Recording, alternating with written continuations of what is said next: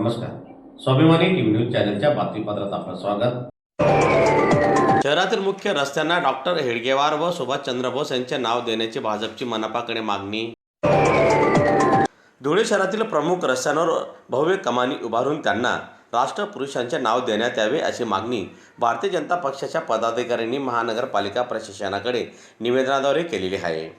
दरम्यान धुळे शहरातील मुख्य प्रवेशद्वारांवर आणि प्रमुख रस्त्यांवर कमानी उभारून त्यांना राष्ट्रीय स्वयंसेवक संघाचे संस्थापक डॉक्टर केशव बळीराम हेडगेवार तसेच स्वातंत्र्य सैनिक नेताजी सुभाषचंद्र बोस यांचे नाव देण्यात यावे अशी मागणी करण्यात आलेली आहे.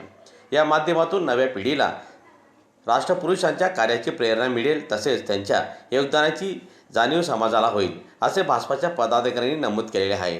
तसेच शहराच्या सौंदर्यीकरणासह राष्ट्रभक्तीची भावना वृद्धिंगत करण्यासाठी ही मागणी करण्यात आल्याचे निवेदनात नमूद करण्यात आलेले आहे. दरम्यान महानगरपालिका प्रशासनाने या मागणीचा सकारात्मक विचार करून लवकरात लवकर कारवाई करावी अशी अपेक्षाही भाजपातर्फे करण्यात आलेली आहे. मी दिनेश यशवंत बागुल आज आपले धुळे शहराचे लाडके पालकमंत्री जयकुमारजी रावल, मान्य धर्मयुद्ध आमदार अनुपया अग्रवाल, त्याचप्रमाणे आमचे भारतीय जनता पार्टीचे सर्व ज्येष्ठ मंडळी, ज्येष्ठ नेते यांच्या सूचनेनुसार आम्ही आयुक्त साहेबांकडे सर्व धुळे शहरवासी आज निवेदन देण्यासाठी आलो होतो. आपल्या पारा रोड चौकुलीपासून तर 7व्या गल्लीपर्यंतचा जो रस्ता आहे पारा रोडचा, त्या रस्त्याला आपले राष्ट्रीय स्वयंसेवकांचे जनक डॉक्टर हेडगेवार यांचं नामकरण करण्यात यावं. त्याचप्रमाणे शेतकरी पुतळा आहे त्या ठिकाणी कॉटन मार्केटचा पुढे, त्या पुतळ्यापासून कॉलनी एरियामध्ये स्वामीनारायण सोसायटीमध्ये जाणारा जो रस्ता आहे तो देखील मोठा रस्ता आहे.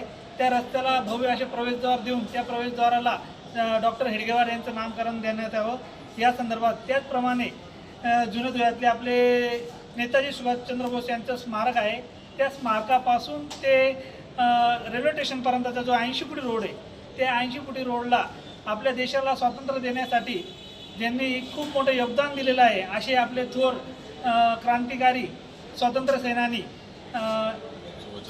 नेताजी सुभाषचंद्र बोस यांचं नामकरण देण्यात यावं हे निवेदन आम्ही आयुक्तांना सादर केलं आहे.